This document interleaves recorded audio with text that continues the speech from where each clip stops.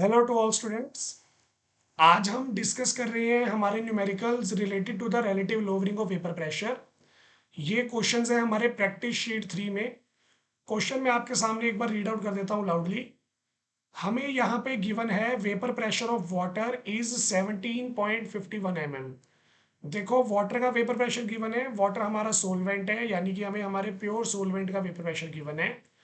तो आप लिखोगे vapour pressure of pure solvent, जो कि है हमारा पानी, जिसे हम पी नॉट ए से डिनोट कर रहे हैं, वो आ रहा है 17.51 mm। अब देखो हमें गिवन है lowering of vapour pressure of sugar solution, जो हमें गिवन है 0.0614।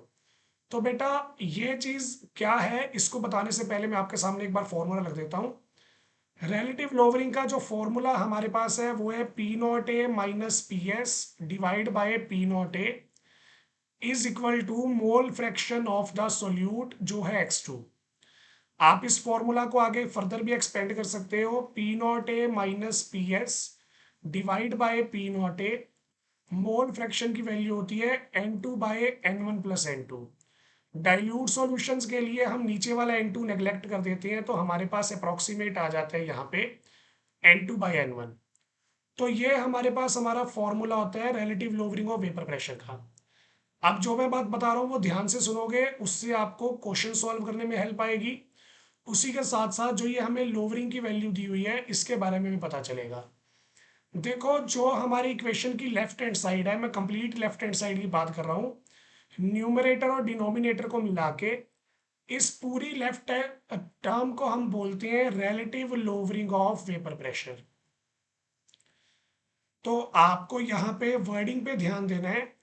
अगर हमें वर्डिंग में बोला गया है रिलेटिव लोअरिंग, तो रिलेटिव लोअरिंग का मतलब है हमें ये रेशो कंप्लीट लेना है। लेकिन अगर हमें बोल दिया गया है सिर्फ lowering, lowering of vapour pressure हमें बोला गया, रिलेटिव वर्ड यहाँ पे नहीं आया, तो लोअरिंग में हमें सिर्फ और सिर्फ न्यूमरेटर की वैल्यू लेनी है, which is P naught A minus P S. तो ये जो पूरी टर्म है ये है रिलेटिव लोअरिंग। लेकिन जो हमारे पास हमारा न्यूमरेटर है, अगर मैं सिर्फ न्यूमरेटर कंसीडर करता हूं, तो न्यूमरेटर को हम बोलते हैं लोअरिंग। आई होप आपको कंसेप्ट समझ में आ गया होगा। तो बेटा हमें यहाँ पे गिवन है लोअरिंग ऑफ वेपर प्रेशर, यानी कि हमें P naught A minus P S की वैल्यू गिवन है। तो मैं यहाँ पे लिख रहा हूं, देखो हमें गिवन है लोअरिंग ऑफ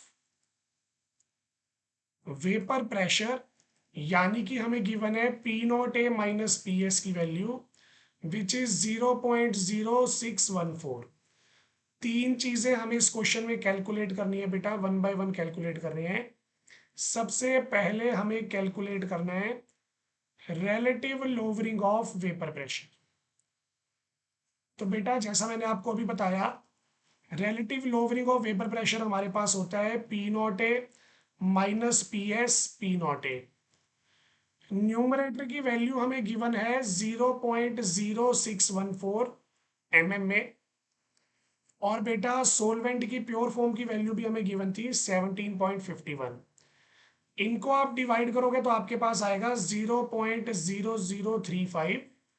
तो ये हमारे पास हमारी वैल्यू आ जाएगी relative lowering of vapour pressure की। पहला पार्ट यहाँ पे सॉल्व हो गया। दूसरा हमें निकालना है वेपर प्रेशर ऑफ सॉल्यूशन, यानी कि हमें पीएस की वैल्यू निकालनी है। तो देखो आपको लोअरिंग की वैल्यू गिवन थी, ये वाली लोअरिंग की वैल्यू है। आपको गिवन है P naught A minus P S, value है 0.0614। आपने पी एस की वैल्यू निकालनी है, वो लेफ्ट से राइट में जाएगा। जो ये लेफ्ट वाला पार्ट था ये माइनस हो जाएगा, आपके पास आएगा P naught A minus 0.0614। P naught A vapour pressure of pure solvent value आपको गिवन है, तो ये वाली वैल्यू मैं यहाँ पे पुट कर दूंगा। देखो 17.51 माइनस करेंगे 0.0614, तो आपके पास आ जाएगा प्रेशर ऑफ सॉल्यूशन, जिसकी वैल्यू आ रही है 17.4468 mm। तो ये हमारे पास आ जाएगा हमारा vapour pressure of solution. Second part भी यहाँ पे सॉल्व हो गया है। हम आ गए हमारे नेक्स्ट पार्ट पे, लास्ट पार्ट पे। हमें यहाँ पे कैलकुलेट करना है मोल फ्रैक्शन ऑफ वाटर। वाटर हमारे यहाँ पे सोलवेंट है, तो हमें पर्टिकुलरली वैल्यू निकालनी है एक्स इन की। तो देखो कैसे निकालेंगे। हमारे पास हमारा फॉर्मूला है P naught A minus P S divide by P naught ए। इसका जो इक्वल होता है वो होता है मोल फ्रैक्शन ऑफ सोल्यूट। ध्यान दो बेटा, इस फॉर्मूला से निकलेगा मोल फ्रैक्शन ऑफ सोल्यूट। आपको निकालना है मोल फ्रैक्शन ऑफ सोलवेंट। सोल्यूट की जो भी वैल्यू आएगी 1 में से माइनस कर देंगे, वो सोलवेंट की वैल्यू आएगी।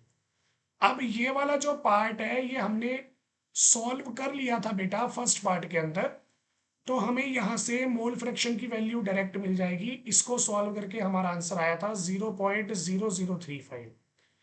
तो ये तो हमारे पास आ गया मोल फ्रैक्शन ऑफ सोल्यूट।